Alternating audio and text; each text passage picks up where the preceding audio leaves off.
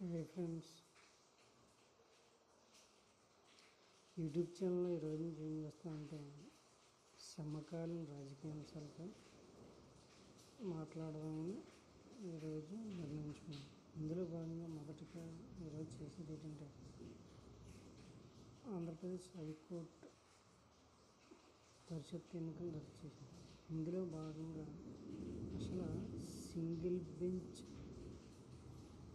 ఇచ్చిన తీర్పుని గవర్నమెంట్ అనేది ఆటోమేటిక్గా డివిజన్ బెంచ్లో సవాల్ చేస్తుంది. తర్వాత ఇక్కడ సుప్రీంకోర్టులో సవాల్ చేస్తుంది.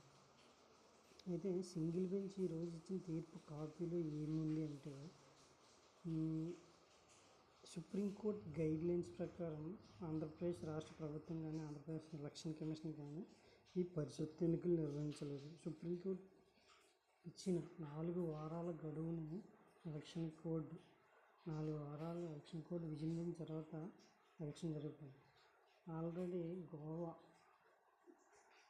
గోవా రాష్ట్రంలో అలా సేమ్ ఇలా జరిగితే అక్కడున్న హైకోర్టు సేమ్ సుప్రీంకోర్టుకి వెళ్ళి అక్కడున్న ఎలక్షన్ కమిషన్ అనేది సుప్రీంకోర్టుకి వెళ్తే సుప్రీంకోర్టు ఆ సమయంలోనే సుప్రీంకోర్టు స్థానిక సంస్థల ఎన్నికలకు సంబంధించి కొన్ని మార్గదర్శకాలను విధించిందన్నమాట. అంటే ఎలక్షన్ కోడ్ 4 వారాలు ఉన్న తర్వాత ఎలక్షన్ నిర్వహించుకోవాలి, ఎలక్షన్ కౌంటింగ్కి సంబంధించి అలా కొన్ని గైడ్లైన్స్ అనేవి ఇచ్చింది. ఈ గైడ్లైన్స్ అనుగుణంగా దీనికి అగైనెస్ట్గా ఉందని ఈరోజు హైకోర్టు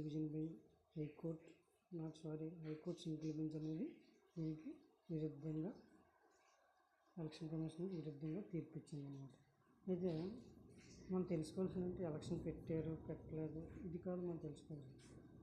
ప్రజల సమయాన్ని దుర్వినియోగం చేస్తారంటే ఇంత పట్టుబడి రాష్ట్ర ప్రభుత్వం త్వరగా పెట్టాల్సిన అవసరం ఏంటి? నేను ఏ పార్టీకో దేనికో సపోర్ట్ చేయాలి, అంత అవసరం ఎందుకు అని అడిగింది.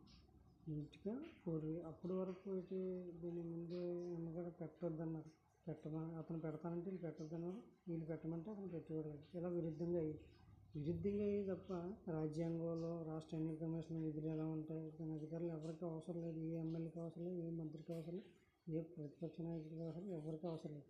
ఓన్లీ రాజకీయాలు కావాలి. ఈ రాజకీయాల మధ్యలో జనం ఎవరిని బలి చేస్తున్నారు? జనాలను బలి చేస్తున్నారు. ఇందులో